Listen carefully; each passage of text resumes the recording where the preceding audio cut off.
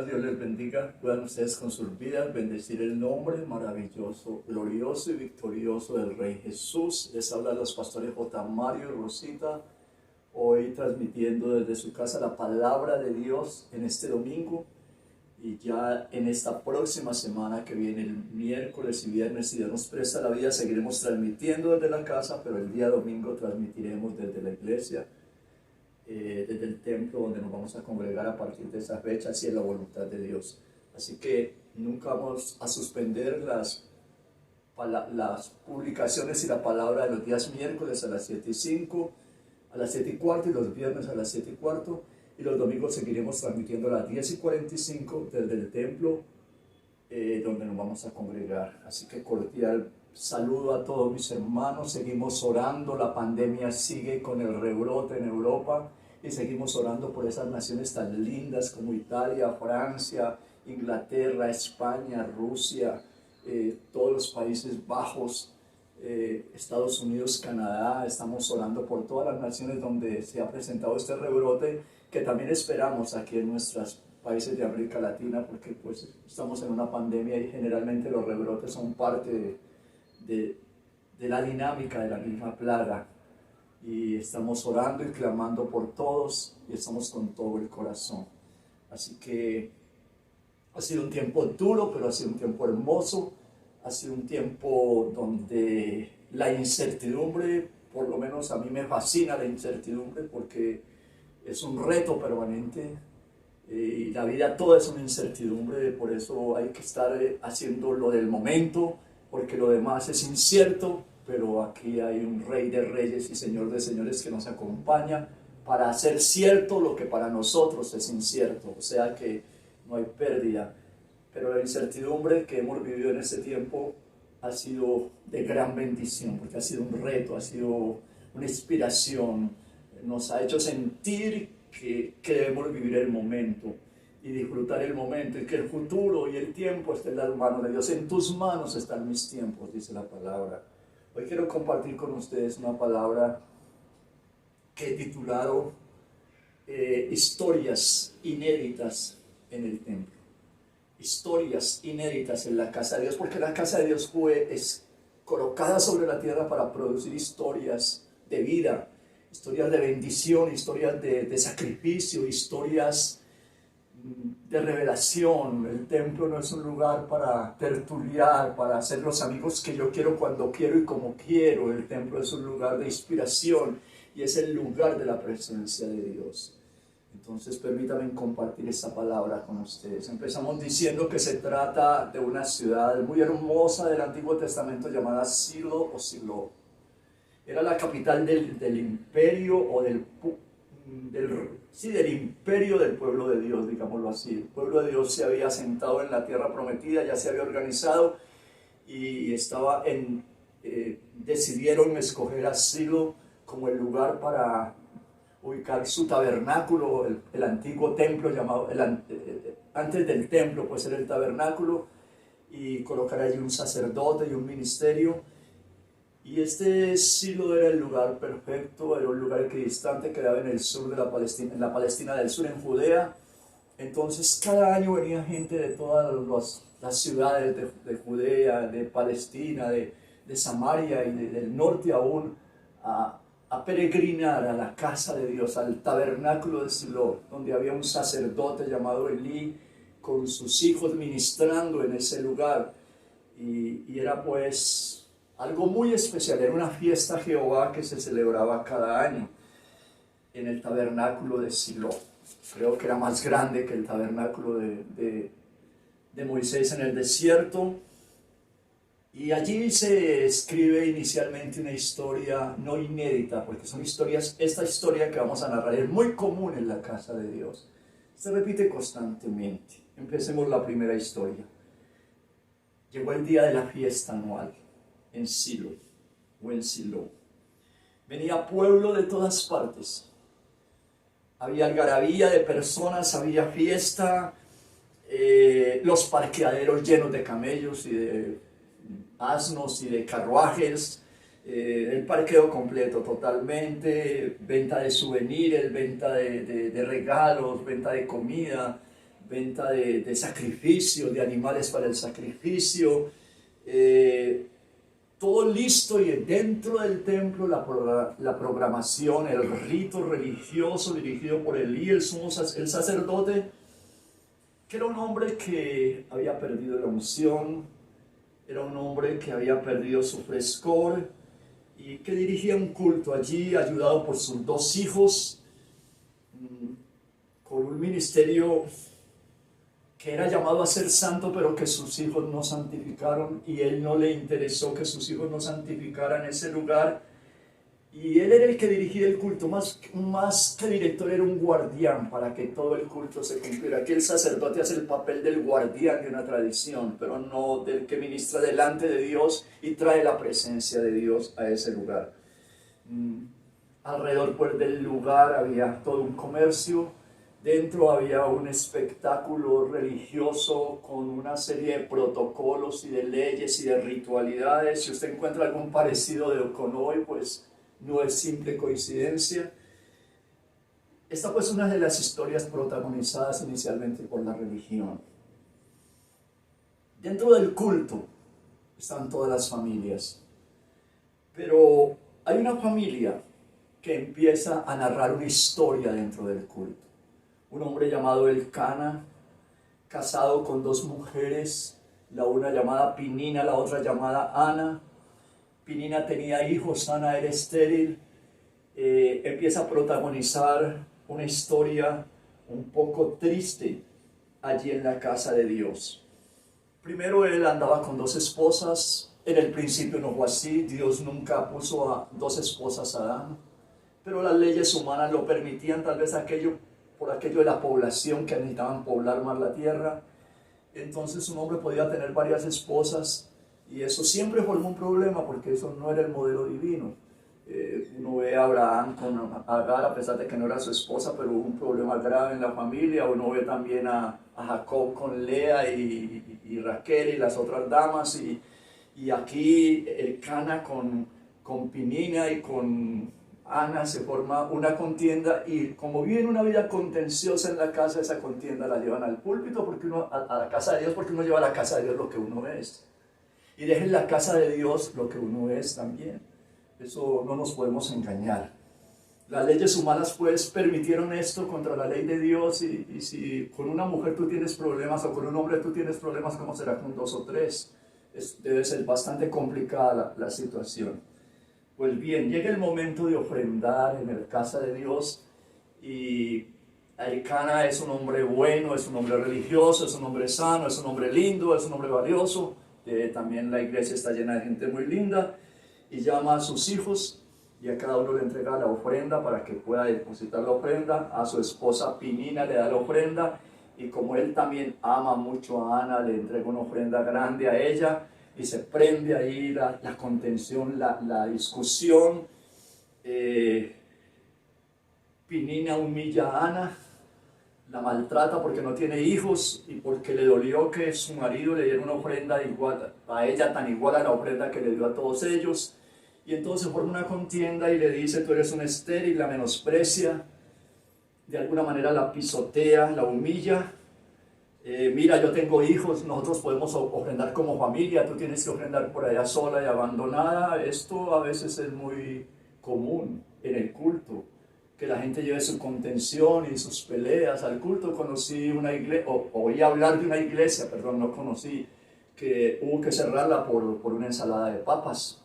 O sea, una señora nueva la invitaron a una festividad que iban a hacer dentro de la iglesia, y resulta que todas las damas tradicionales de la iglesia llevaban sus ensaladas y sus comidas para hacer ese ágape en la iglesia, para hacer una celebración extraordinaria en la iglesia. Y esta señora que acaba de entrar llevó una ensalada de papas, con mayonesa, me imagino. Y entonces se formó un problema allá, porque las señoras dijeron: ¿cómo vamos a servir esa ensalada de papas con una persona extraña que no conocemos? Nosotros somos las damas tradicionales de la iglesia, llevamos tantos años en la iglesia. Entonces escondieron esa ensalada de papas. Y cuando llegó el momento de compartir el ágape en la mesa, la señora nueva dijo: ¿dónde está mi ensalada de papas? Y no apareció por nada, hasta que le encontraron que estaba por ahí escondida en la basura, y se formó un problema de tal dimensión que la iglesia la tuvieron que cerrar por un tiempo.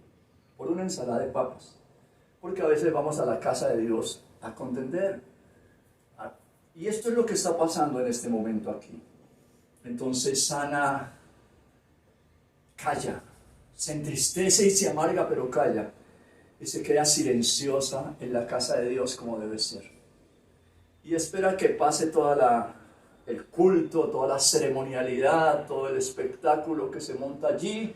Y cuando ya pasa todo eso, entonces la gente sale, se va para visitar la ciudad o para donde sus familiares o para sus casas. Y ella se queda sola delante de Dios, siguiendo esa tradición o sembrando la tradición que después seguiría el rey David, que se quedaba solo en la casa de Dios para inquirir en su santo templo, para contemplar la hermosura de su santidad, para ver su rostro, para buscar su rostro. Y ella derrama todo su dolor delante de Jehová y empieza a orar y a pedir un hijo. Y dice, dame un hijo para tu gloria, dame un hijo para que esta casa tenga un hijo tuyo. Si tú me regalas un hijo, lo traeré a esta casa para que pase todos los días de su vida en tu presencia y en esta casa, para que sea de bendición para esta casa. Y allí empieza a tejerse otra historia diferente. Ya la historia de la contienda pasa.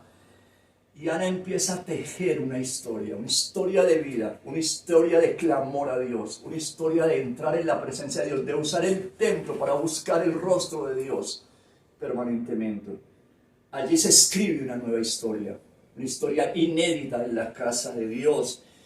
Y el sacerdote Elí la observa. Y el sacerdote Elí cree que está loca o que está...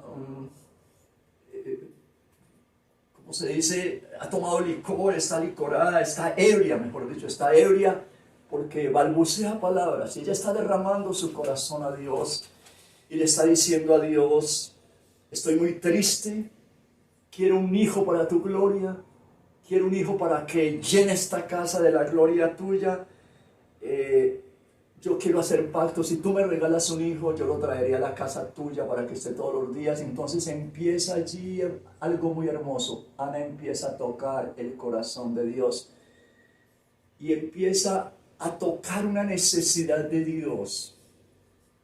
Entonces el corazón de Dios y el corazón de Ana, el corazón de Jehová y el corazón de Ana se unen en ese momento. Tú me pides un hijo para la gloria, yo estoy necesitando un sacerdote conforme a mi corazón.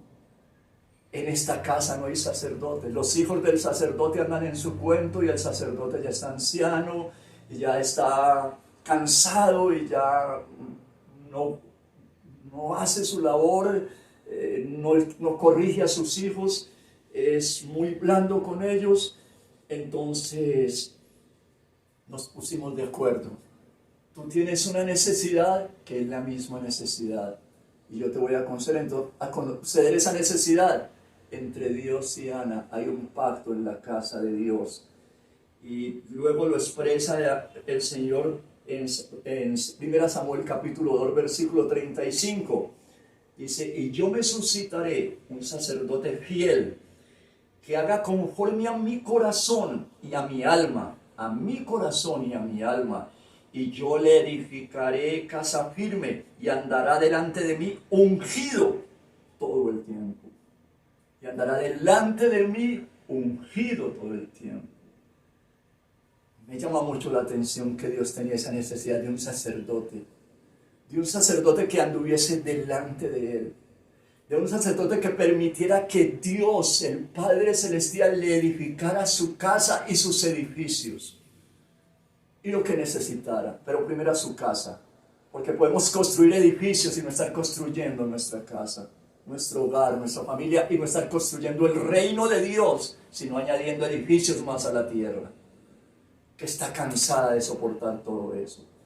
Entonces, él le dice eso, quiero un sacerdote conforme a mi corazón, y ese sacerdote andará delante de mí todo el tiempo. Yo le haré casa firme a él, y andará delante de mí ungido todo el tiempo. Es que el sacerdote lo que necesita es la unción de Dios y no más. El pueblo de Dios está buscando mujeres y hombres ungidos por el poder de Dios. Mujeres y hombres que pasan en su presencia y salen del atrio interior al atrio exterior y dicen: así ha dicho Jehová, y ministran al pueblo con lo que han recibido de Dios. La gente está cansada del glamour humano, del conocimiento humano, de la palabrería humana. La gente quiere personas que están en la presencia de Dios y que andan en la unción divina. Ana quiere un hijo para que viva en la presencia de Dios, y Jehová quiere un sacerdote fiel para mostrar su presencia en él y derramar su santa unción en él, que vuelvo y reitero, es todo lo que necesita una persona cuando está ministrando en el altar de Dios. Su presencia, su perfume, su toque divino. La palabra vendrá. Habrán dificultades, habrán dolores, habrán luchas, pero la unción, dice la palabra por allá en Isaías, capítulo 9 o capítulo 10, que la misma unción se encarga de podrir todo yugo, de destruir todo yugo. Es la unción, no somos nosotros, no es nuestros protocolos, no es nuestra capacidad de persuasión, no es nuestro dinero, no es nuestro poder, no es nuestra presencia, no es nuestro glamour. Eso no sirve allí en la casa de Dios. A Dios no se impresiona con nada. Él vive en la hermosura de su propia santidad y en un trono alto y sublime, y Él lo que está buscando es corazones. Mira lo curioso, toda la gente en el templo, toda la multitud de todas partes, gente muy linda, el sacerdote, sus hijos, y Dios habla, dialoga y pacta con una anciana, con una mujer herida, humillada, maltratada, que le está pidiendo algo que Dios también quiere conceder, que está tocando el corazón de Dios. Esto es una humillación al templo y es una historia inédita que se escribe en el tabernáculo de Silo y que se sigue escribiendo en todos los tabernáculos de la tierra día a día. Pero también hay otra historia inédita, muy hermosa, allí en ese mismo lugar. Pasa el tiempo, no mucho tiempo, y Dios ha visitado a Ana. Y Ana ha concebido y ha dado a luz un hijo que le ha puesto el nombre Samuel. Y se vuelve el tiempo de regresar a Silo a adorar, a la fiesta anual. Elcana, su marido, reúne a sus hijos y ahora tiene otro hijo más que es el Samuel, el pequeño Samuel. Ana apenas lo está destetando y le dice: vamos a adorar a Dios ahora sí todos juntos. Y Ana le dice: no, váyanse ustedes adelante. Yo voy a ir posteriormente allí y allá nos encontramos posiblemente, pero déjenme, yo me quedo con el niño que lo estoy destetando.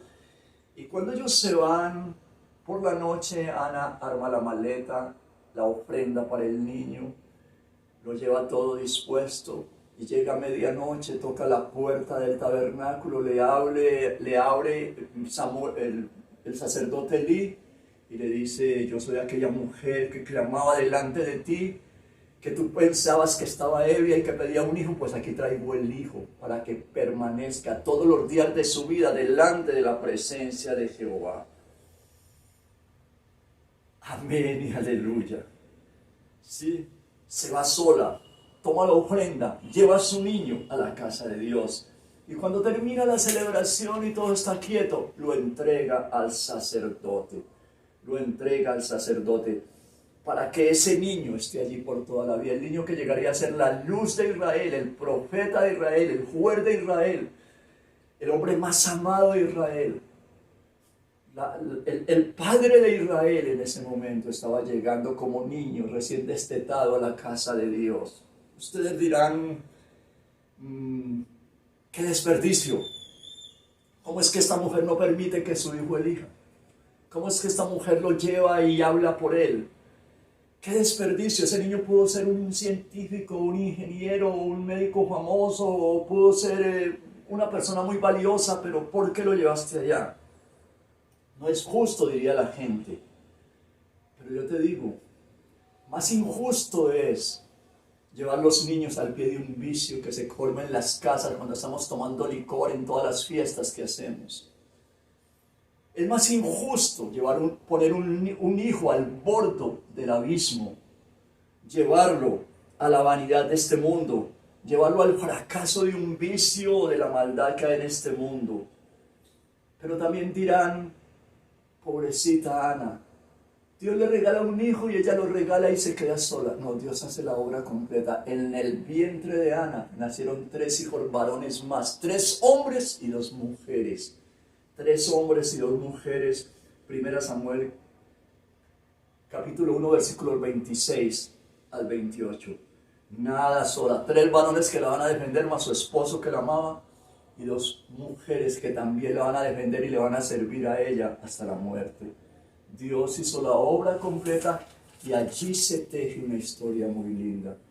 También el templo es para dejar nuestros hijos, para consagrar nuestros hijos, para dejarlos en la presencia de Dios, para despertar un llamado y una vocación divina. Y no solamente para pasar un tiempo, para que no se metan en tal problema o en un vicio, etc., sino es un lugar también de vida. Y es un lugar donde Dios puede coger una persona y transformarla y hacer de él la persona más valiosa de la tierra. Pero hay una última historia inédita que se da en la casa de Dios. Y esta historia es muy hermosa.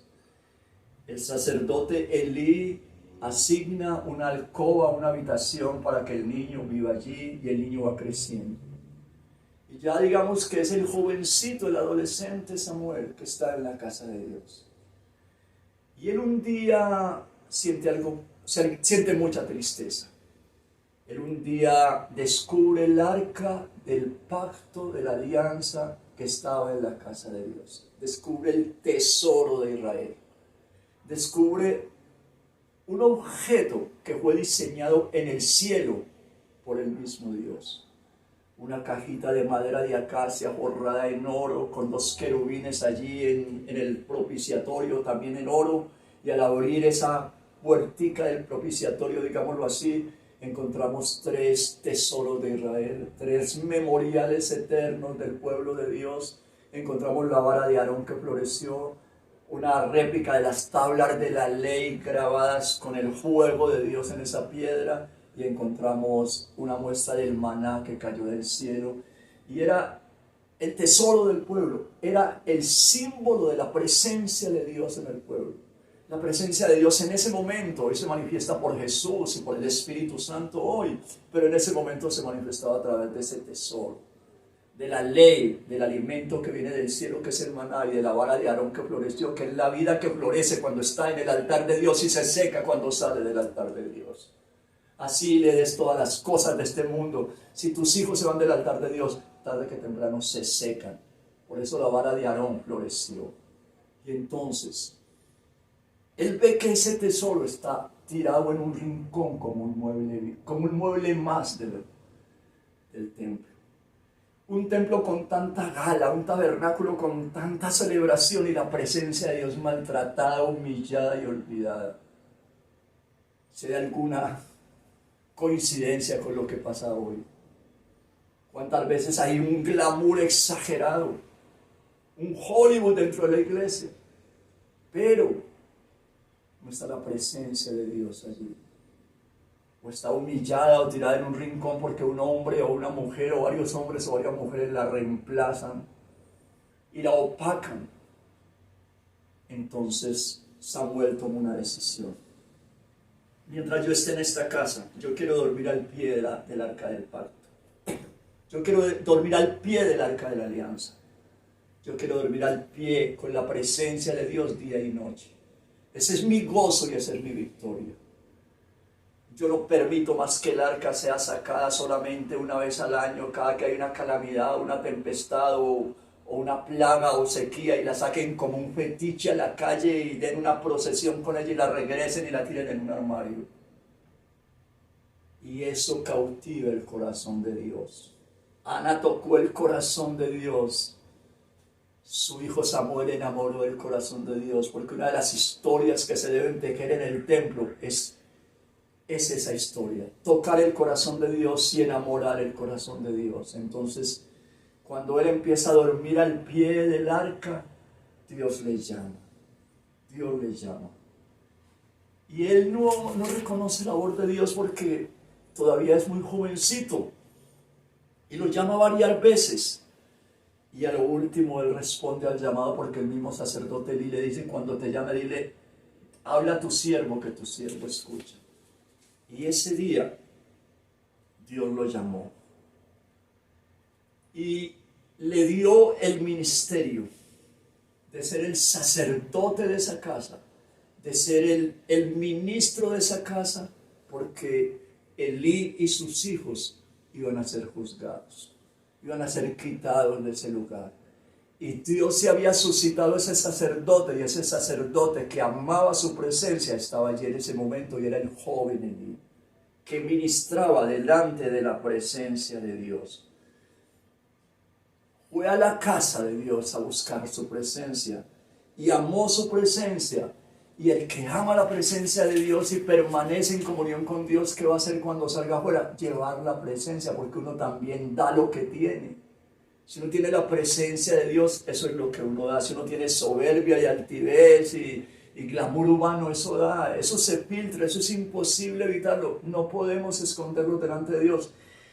La unción que el hombre necesita es esa, es estar en su presencia, en santidad, en adoración, y es tener una sola vía, no tener varias opciones. Los hijos de Dios, los ungidos de Dios tienen una sola opción: vivir en su presencia y ministrar al pueblo en su presencia, día y noche, día y noche.